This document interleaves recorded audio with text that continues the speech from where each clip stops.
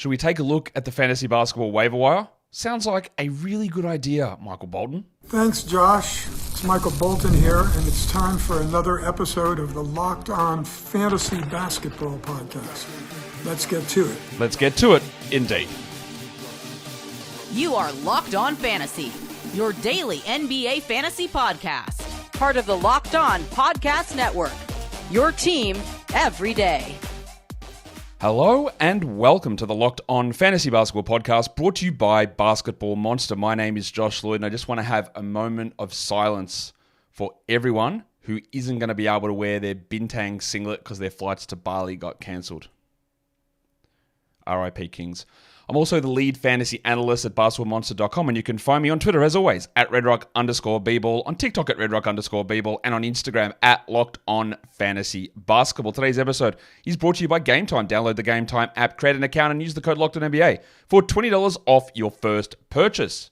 Newsletters, yeah.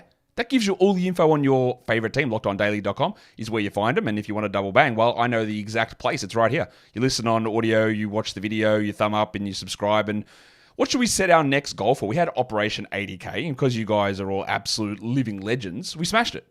Should we set 90K? Should we do 85? Should we go the big 100? What's our next goal? What's our next operation? And give me a good tagline. You know, we can do Operation 80K Electric Boogaloo. We've done that one. What's the next one? Operation what? Like, I don't know. The Lord's Prayer? I don't know. Whatever it is, chug it in there. Operation whatever K. Tagline, that's your task, because that's got nothing to do with fantasy, and that's what we're here for, talking waiver wire. Let's take a look at a few things across the fantasy basketball landscape. The most added, the drops, the guys to add, the injury situations, the names to pay attention to. We'll cover it all now. Let's just start with the most added players, and I was a little shocked that over the last 48 hours, the most added player on our Basketball Monster metric, our advanced metric, it's Jared McCain.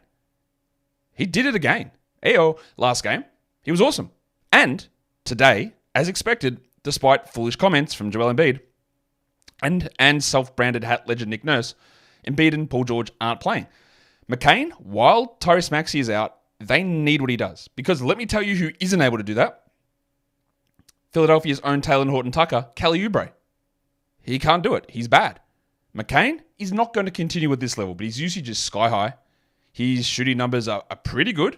And they're not outrageous though. I think he's at like the same 2-point percentages in college, and he's around a similar 3-point percentage that he was in college. He's not doing it through anything else apart from usage and scoring. And the fact that he did it last game with Embiid and George playing makes me think, yeah, like let's have a crack at it, yeah? You know what we do? We get ahead of it. This won't last long term, I'm fairly sure of that, but Reggie Jackson, cooked.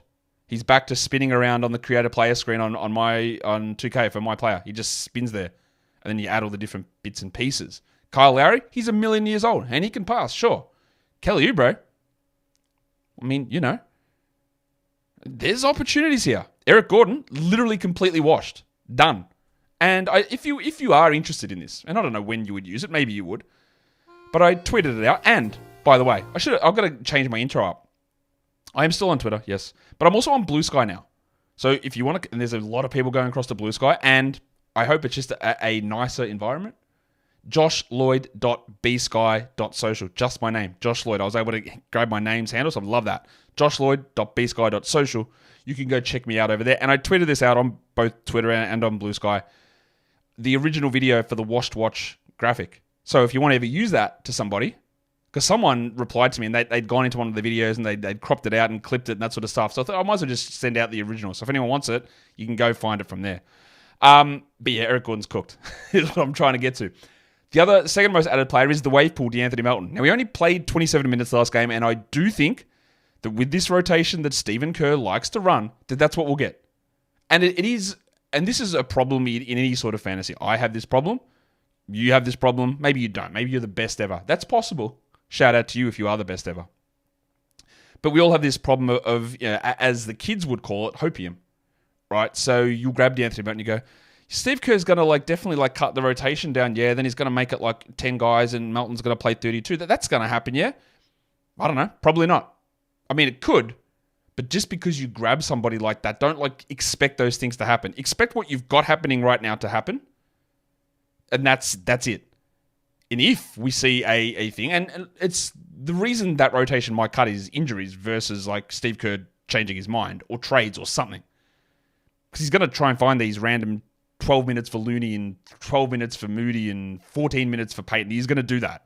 So I don't think there's going to be this is an early season thing from Kerr, and then later on he's just going to rationalize it down until we get to the playoffs, where he'll probably, instead of going 13 deep, he'll go 11 deep. So just enjoy what you got now, expect that, and if you get anything more, well, that's great. That's fantastic. Also, Melton's got the back problem, which also gives us a little bit of a scare, but yeah, totally fine. Roster him, absolutely. The two most added players on Yahoo. Speaking of getting out ahead of it, Robbie Williams. He was amazing yesterday. 3 steals, 3 blocks, 90% shooting, rebounds. It was a game without DeAndre Ayton. The Blazers play today, and I'm pretty sure Rob Williams isn't going to play, and then they don't play again until Sunday. So it's a little risky yet to make a move on a guy who theoretically is their third-string center, but let's also be very, very clear about this. He is very clearly not their third-best center. He is significantly better than Donovan Clingan, and you could argue that he's better than DeAndre Ayton, and I wouldn't actually have a problem with that. But there are other factors at play. It's about contract, it's about standing, it's about injury prevention, it's about the future, it's about the vibe. It's all about that stuff, right? With Rob Williams. I don't have any problem getting out ahead of it, but understand if you do, you're not getting anything until Sunday. And you know what? I keep saying that, and sometimes I just got to be cautious that I don't make the old Jacques Vaughn, Jamal Mosley mistake here. Let me double check that. No, actually, your boy was spot on. They play Wednesday on that second back-to-back, and then they don't play until Sunday, the Blazers. So you are adding Williams, hoping that he's playing 20 minutes a night moving forward, not because you're taking advantage of Ayton being out, which I'm not sure works. I'm not sure it works, but I get it. I actually think it's okay to do that. The other second most added player there is Yves Missi, which 100% is because the last game he had a huge double-double, and people are conflating that to Zion's absence. Not a problem rostering Yves Missi, who's been a top 200 player despite playing 24 minutes a night all season and plenty of games without Zion. No problem doing it. But it's about that expectation. It's about, why was this the trigger that made you do that? And a lot of the times when I talk about these things and be the cold water person, it's more to give you a level of pause. Like, watch who you drop. Right? Watch who you drop in those scenarios. I've got no problem if you wanted to drop Trey Mann to add Yves Missi. That's, who cares? That doesn't matter, right? But sometimes people go, look at this, Zion's out. He's out for 6 weeks. Missi did this. It is full steam ahead. I've got a top 70 player for the next 6 weeks. I'm ready to cook, right? And they'll go ahead and drop somebody like, I don't know what sort of insane questions I've had people ask me about. Like, do I drop Jalen Duren? Like, no, what are you talking about? I had someone ask me yesterday, hey, is it time to drop DeAndre Ayton? No, absolutely it is not. And if you made that decision and dropped DeAndre Ayton for Yves Missi, that's where I think it's a mistake. And that's the sort of mindset I want you to have with these things. If I am coming in with the old bucket of cold water on this, it's more not to say not to do it, because we like to take flyers on things. We like to take chances. It's possible that Missi now does play 27 minutes a night and gets a low-end double-double. Or we've got the other example of it not happening at all with his 0-1 the game before without Zion. It's about being really cautious about who you move on from. And don't think that what you saw right then is the guarantee or is the floor or is the baseline for what happens moving forward, because it's not, because we've got the example of the opposite. So the reality is probably somewhere in the middle, and you take chances on upside, but be really cautious about how you get there. Enough like preaching up here. Can I get an amen? The two most added players, and remember this, Basketball Monster I use a 48-hour window, Yahoo's a 24-hour window, Fantrax is a 7-day window, so longer term ads. And the most added players on Fantrax are Grant Williams, who I actually do think is a 12-team league ad. With all these players out, Williams is not going to push forward and be a top 40 guy or anything like that, but a solid top 90 run while players are out, maybe. And the other one, of course, is BJ Boston, which is just a clear must-roster player across the board. Until we get players rolling back in, CJs and Herbs and DeJountes, which are probably 2 to 3 weeks away, BJ is going to do everything. Like, who's doing it? He's their point guard. Like, literally, nobody. Look, it's Jalen Noel. Like, lol, maybe Noel's gonna have to play, obviously, but it's Boston. It's clearly Boston, and I don't really think there's any debate about it. That was a long segment. We're gonna come back and talk about who's been dropped the most, and also guys that need to be rostered. Today's episode, though, is brought to you by the Game Time app. Game Time, well, they save you time, they save you money, because they've invented something new. They're always inventing these guys. It's like Professor Frink out there with the Game Time picks, because that's what they came out with. That's what it spits out. And the game time picks, the fluff cutter itself. What a name. Imagine your nickname being the fluff cutter. Maybe you'd like that. Maybe you put it on a vanity license plate. It doesn't matter because game time picks is the thing from game time that gets you what you need, and that is tickets at good prices to the events that you want to see. It cuts out the fluff. It shows you the good deals. Instead of showing you everything, it just shows you the ones that you need to see. And you pair that with all the other things they've got. The views from your seat. Bang. You love it. This is what I'm going to see. What an absolutely unbelievable seat. That is worth it. Or the event protection cancellation. Or the lowest price guarantee. Or the all-in pricing, which you toggle on in the app so that you know that the full price is right there. When you look at the ticket, the full price is there. You don't have to worry about the fees getting added on later on. All of these things make Game Time the place that you need to go. So take the guesswork out of buying tickets with Game Time picks. Download the Game Time app, create an account, and use the code LOCKEDONNBA for $20 off your first purchase. Terms apply. Again, create the account and redeem the code LOCKEDONNBA for $20 off. Download Game Time today. What time is it? Game time. Okay. The next little part of the waiver wire show, of course, is the guys who've been dropped the most. And we'll get in and talk about them now. The most dropped player, according to Basketball Monster, is Jose Alvarado. And as Jack Armstrong said, oh, where's my jack? It's gone. Oh, I must have jacked it too much. Let me find it. Now we're back. Get that garbage out of here. All right, I think we're going to tangent on this show a lot. Who would be interested? I know I can't use all the sounds. People are starting, hey, can you bring this sound back? No, I can't. I didn't choose to stop using the soundboard out of my own choice. There were other legal implications that I couldn't use it anymore, so that's why I don't. But would anyone be interested if I somehow was able to create some sort of way that you could access the sounds yourself, provide you access to my repository of sound drops? I'm sure the answer is going to be yes. I say this now as I'm recording this. I have no idea how I'll do it. But, maybe. We'll see. Anyway, most dropped player, Jose Alvarado. Yeah, he's out for 6 weeks. Move on. Most dropped player, Dorian Finney-Smith. He was an elite sort of stream guy. Not elite. Is it you knew what the floor was. You knew what the value was. You knew you'd occasionally get 2 threes or 2 blocks and 7 rebounds, and that's okay. But as soon as he misses a game, you just don't care. You move on. Okay. The most dropped player on Yahoo is Brandon Pajemski. And unfortunately, Get that garbage out of here. I thought with Pajemski, wrongly, obviously, that he was in for a decent season. Now, I was very skeptical, not even very skeptical. I called bullshit on it, that he was going to be taking 8 to 10 threes a game. I said there is just zero chance that this is happening, right? It's not happening. Do not get your hopes up. But what I thought that sort of comment meant was that the Warriors were going to start him and they were going to invest in good minutes for him. Well, that was clearly wrong on my part because he's just not playing anything. He's playing like 16 minutes a night, and there is no chance you hold him. He cannot shoot at the moment. He's well behind in the pecking order. You do not hold Brandon Pajemski, and that is a huge L for me. Like, not that you drafted him super high, but around 110, 120, maybe. It didn't work out very clearly. I misread those quotes, and he has been way worse than I thought. I think he'll be better than this, but you don't hold on. And the other one most dropped is Andre Drummond, and I get that. I agree with that. I would have dropped him a week ago, honestly. I actually dropped him yesterday in one of my leagues myself. Not that you care. Why do you care what I do? Maybe you don't. I don't know. I know Joel Embiid's sitting today, but Drummond's doing nothing in these games. Like, he hasn't done anything that should get you excited that you hold waiting for an Embiid injury because it hasn't been good anyway. So yeah, move on. Free the spot up. Stream it in. Rather than having, look, let's say Embiid gets hurt again, knock on wood, we hope it doesn't happen, and you're getting 3-4 games of Andre Drummond a week. It is way better, I think, using that roster spot to stream in and get 5 to 6 games played out of it, or get the hot guy who's a top 60 player for a week due to another injury. It's way more valuable than holding on to Drummond. So Big Avocado, get out of here. The most dropped players on Fantrax, Jordan Hawkins, who's dealing with the back issue. Yeah, look, his value came from everyone being out and getting a lot of usage. Shout out to Grady Dick.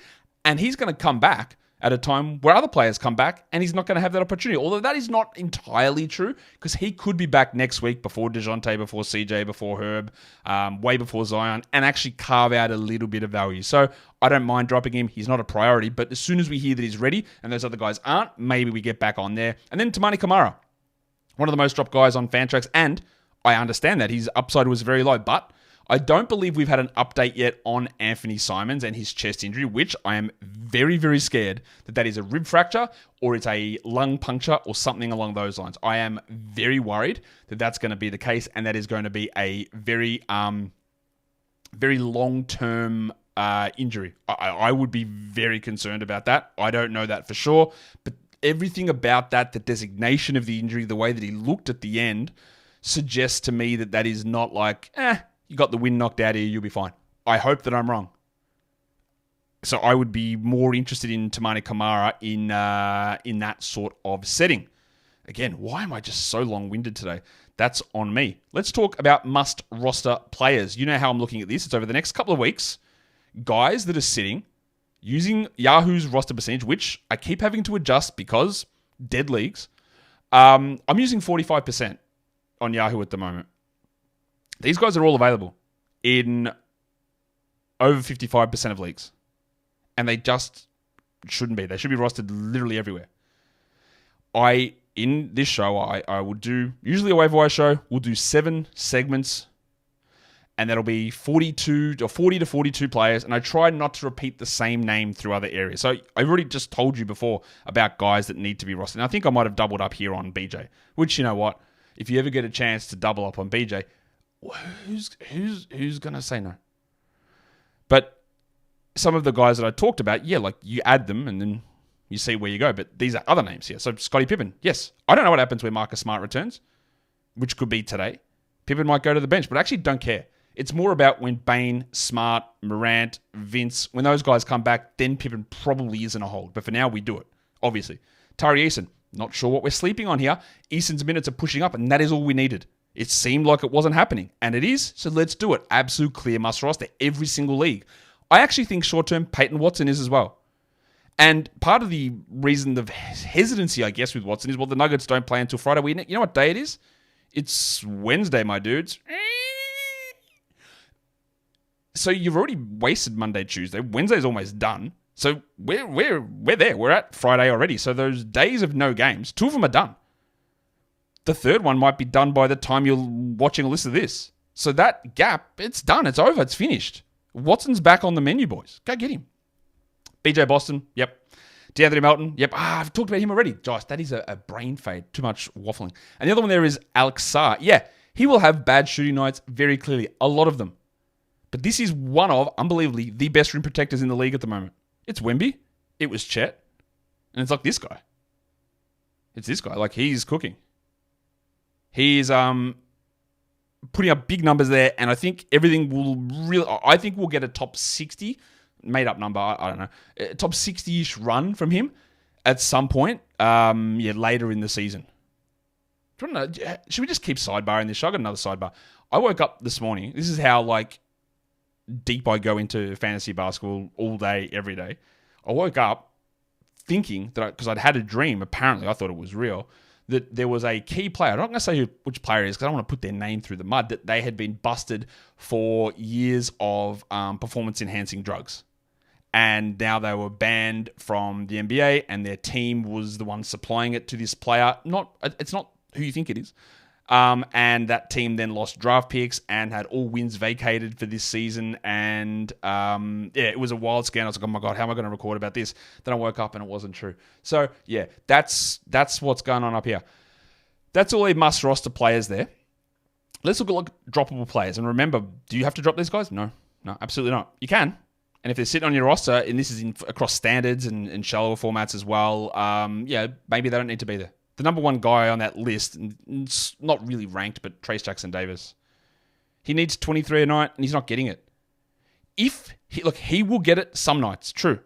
But when we talk about he needs 23 a night, he needs 23 a night. He needs to either be like 25 and 21, averaging to 23. Not 23, then 17, 17, 17, 17, 23, 23, 17, 17. That's not enough. That's like a 19 average. It's not enough. If we see that push up, then sure, but it's not happening, so see you later. Zach Rissa show.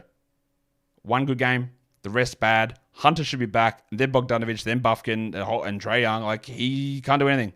Yeah, there's some nice occasional defensive performances, but, bro, this is the time that you could do stuff. Now, it would be great if he had a bit more experience and these opportunities opened up, because then he'd be able to do something with it. But, yeah, I really... It's a rookie.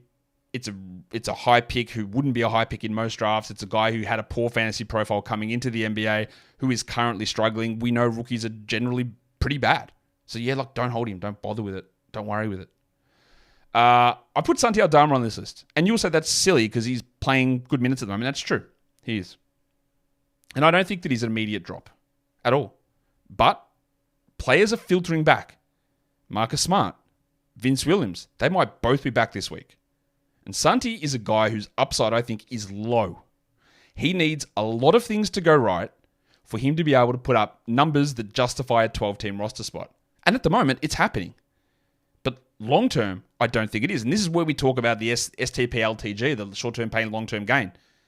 If Aldama's on your roster and some other great option arises and you think, well, this has got really good long-term potential, then you might need to drop an Aldama in the short term because his value literally might disappear within a week.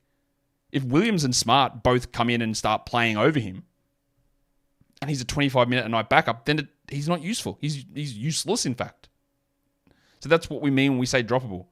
It's a mindset change that if you look on your roster and he's there, you don't go, yeah, I'm absolutely set, he's never leaving.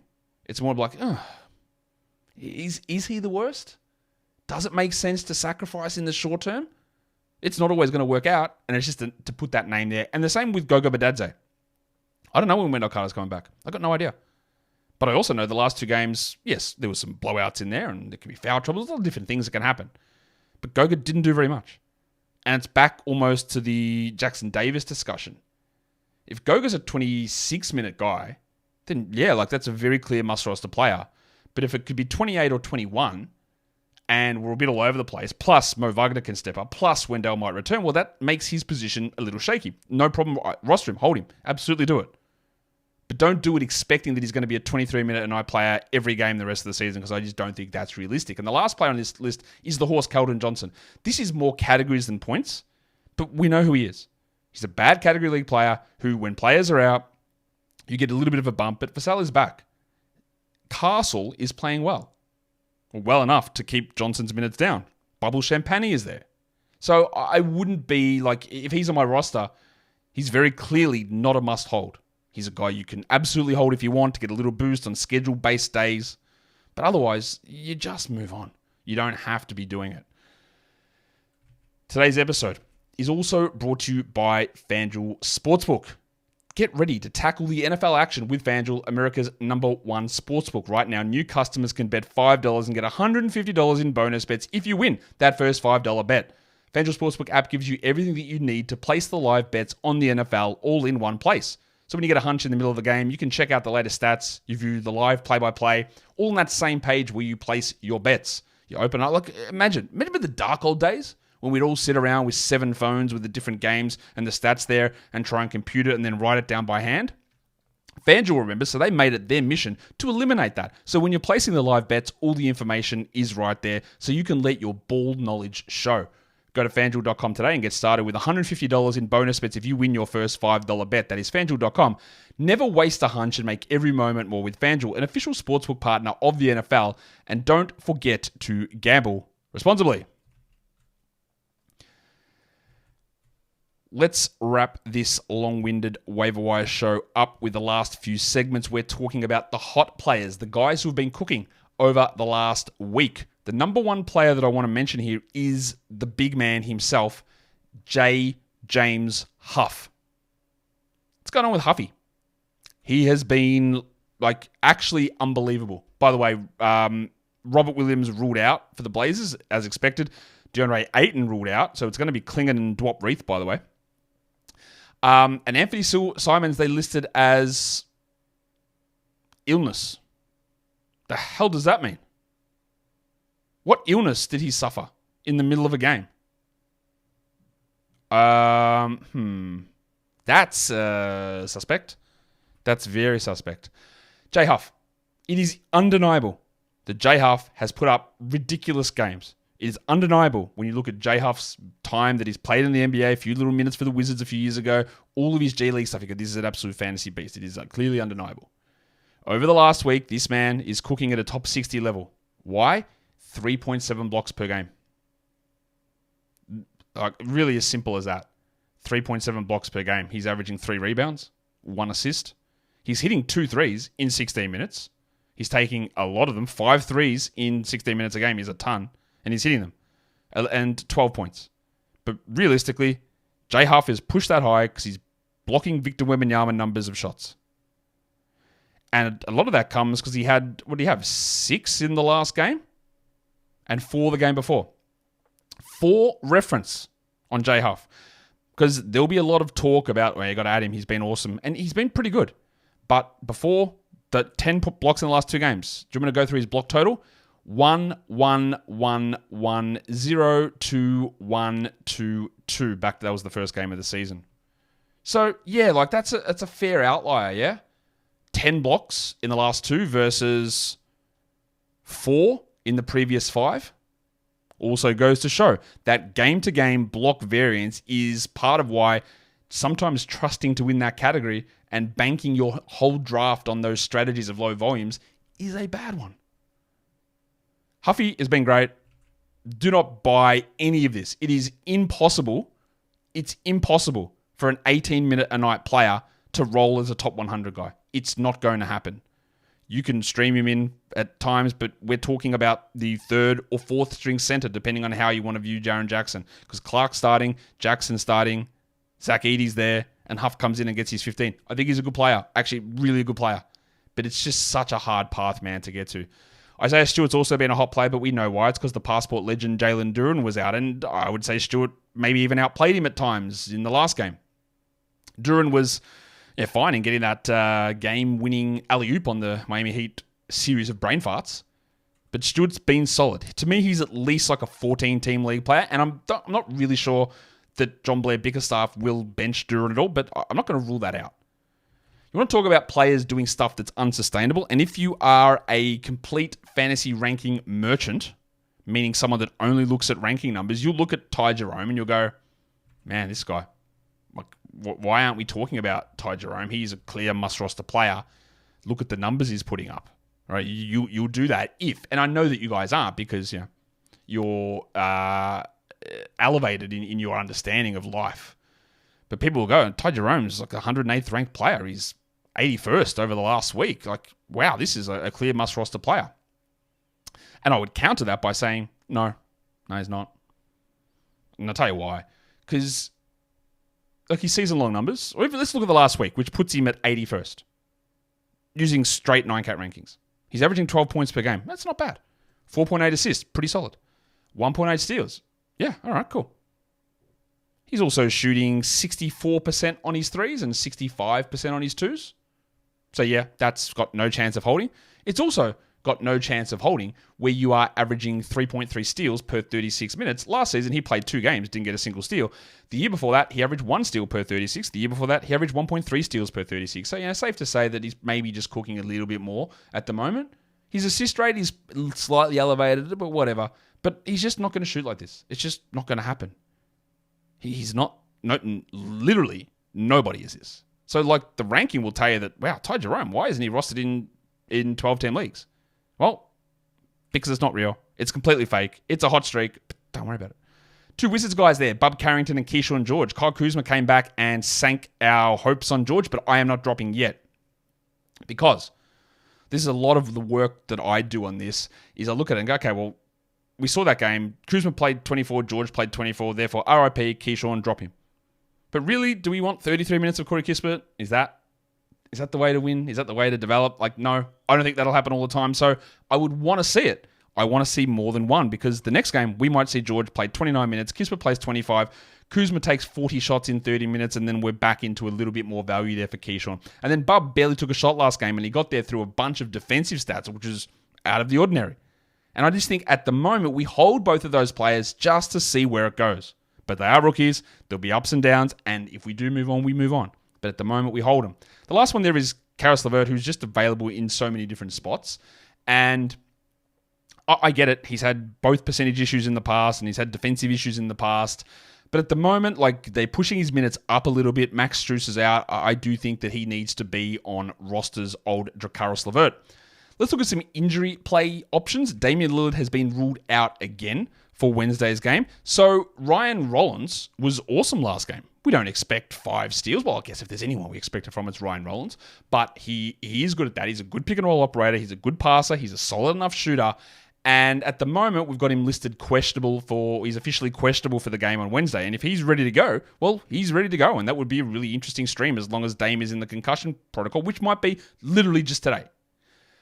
Royce O'Neal, I think, is a guy to add. Yeah, he's shot horribly. His 2-point percentage the last few years is useless. Look at his 2-point numbers. If you've got the time, maybe you don't. Go and look at his 2-point percentage from his days in Utah to his days in Brooklyn and Phoenix, and he has just lost the ability to be an inside the arc shooter. But that's okay, because once those numbers will bounce in terms of the 3-point numbers, and he won't be a 30% shooter.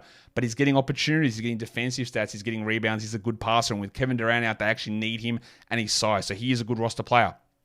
Tim Hardaway is dealing with a head laceration. It appears he may have been able to get out of some other significant injury problems. We hope. But I think that while he is out, and I actually think it might last a little bit longer for Timmy, Leaky Beasley is the one we go to. We know the problems with him. It's points and threes with sometimes a gamble steal thrown in there, but that's okay because volume will push up. The other one there is Moussa Diabate, who is a double-digit rebound legend. This is what this man does, and we highlighted it the first 2 games. Said, all right, I think he had 0 points and then 12 rebounds and 3 points and 15 or something along those lines. And then last game, he played 30 minutes and he double-digit rebounded again, but we added some other stuff to it, some other goodies. So it's actually 3 in a row for double digits, 15, 11, and 15. But last game, he had 12 points and 3 blocks. Again, when we compare it there, he had 4 points combined the 2 previous games, but he said 3 blocks, 0 blocks, 3 blocks. What you're doing with him is getting some blocks out of it, obviously, but you're also getting the rebounds. And anything else you get on top of that is gravy. And he's been good. Without question, Moussa Diabate has been good the last couple of games. But that's because BDNR is out, Mark Williams is out, and Miles Bridges is out, meaning Grant Williams is not playing at center as much. Taj Gibson's clearly old and washed, and you've got no other center there. So look, for now, if you want a rebound stream, sure. There is nothing here long term. But for now, sure. Ochai Agbaji is playing unbelievably well. Cooled off somewhat last game, but I think as soon as Scotty Barnes comes back, I'm not saying that Ochai will turn bad, and yes, I have not thought he has been a good player, but he has been solid to good this season. Very good. Like really, really strong player. But when Barnes is back, which might be in a week or so, I don't see how Agbaji is getting enough minutes or enough usage or enough touches, even with quickly out, to remain a 12-team guy. I don't think it'll happen. The last one to watch there is Jarris Walker. No Neesmith, no Nembhard. I could have put Mather in there, but he's rostered most spots, right? And last game, there was no Toppin, and we saw Walker push to 27 minutes a night, which is intriguing. Jarris came into the draft as a guy where we were very worried about, or I was very worried about his shooting, but had an ability to pass, to get steals, to get blocks, sort of a Draymond Green-ish fantasy profile. It hasn't really developed that way, but over the last 3 games, he's averaging 9 and 4 with a block, 1.3 steals, and he's shooting 52 from the field, including 46 from 3, which again, I feel like is a mirage, but it is happening, so it's worth talking about. If Toppin is out, much more faith in streaming in Jarris Walker. If Toppin is in, it'll be interesting to see what they do because, Toppin's bad. So we'll see what they do. And that, honestly, that is the Obi Toppin contract extension, the worst contract given out in the offseason. What would be the one that tops it? Because that is an insane contract. What was it? 4 years, 60 million, I believe? For what? An absolutely insane contract that was given out. But anyway, Jarris Walker, we'll see. I don't mind it. There's clear value there if Obi is out. I've got 6 other names to talk about here. I'm going to start with AJ Green, who is a 3-point guy. That's what he is. He's the Bucks, Duncan Robinson. He's whatever. He shoots threes. But he's in the Gary Trent spot because Gary Trent's bad. And he replaced Andre Jackson. And he's a shooter who can play off Giannis and can play off Dame and can play next to Taurean Prince and watch him do nothing out there. And that has some value. So if you were looking at a Tim Hardaway and he's out, or you want to grab a Malik Beasley, or you want to try to get some sort of shooting in, I think there's at least a small window here for AJ Green to have some value. It's probably not going to last, but it's also not crazy because last season, somehow, AJ Green actually earned Doc's trust. Maybe because he was like a 26-year-old second-year player. That's an exaggeration, but also not much. So if he can earn Doc's trust, and he did last season, and Gary Trent's terrible, why couldn't he just start every game? It's possible. Haywood Highsmith. Jimmy Butler has been out, and Highsmith is playing 30 minutes for 3 straight games, and he's getting 1 million steals. And I do think we're going to have a sizable absence from Little Chungus Nikola Jovic. They've been starting Kevin Love at power forward. He plays 9 minutes and he sits down. I don't know what the point of it is. I love Kevin Love, but he's washed.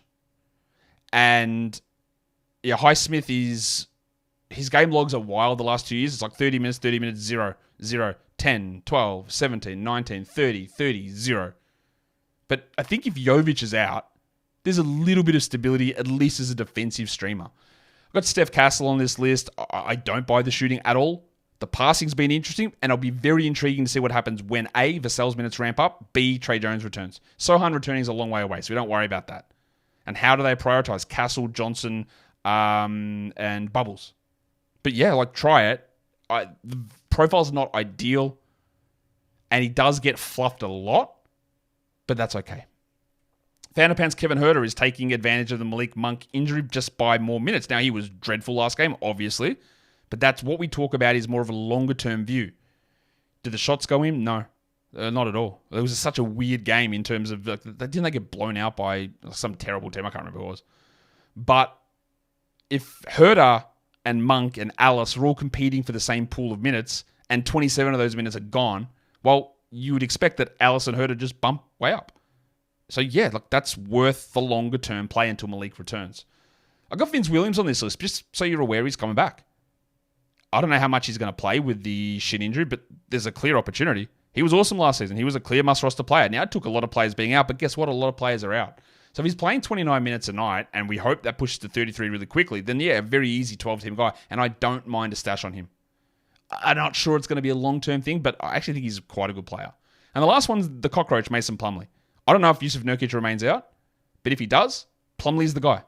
Deeper leagues, it's Osa Ighodaro, but the cockroach is the one we want to go to if Nurkic actually is remaining on the sidelines. And that was, I don't know, maybe it was the show as weird as I think it was. It felt weird. It felt very weird. So I do apologize for the weirdness, but you know, if you've got a thumb to spare, maybe that'll help me get less weird. So give me one of those as well. Hit the subscribe. And actually, before we go, just quickly, Gregg Popovich suffered a stroke. That's why he hasn't been coaching, and Australian fast bowling legend Mitch Johnson has been. We hope that everything is good with Pop, obviously a legend of the game, who's the oldest coach literally ever to coach in the NBA.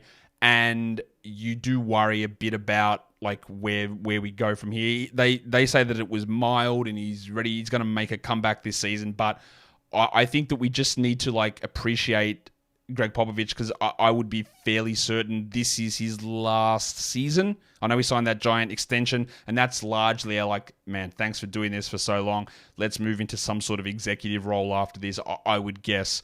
But I would think we might not see Pop on the sidelines. I hope he comes back this season, but I would say this is it for him. His coaching's not as good as it used to be, but look how old he is, man. That's okay.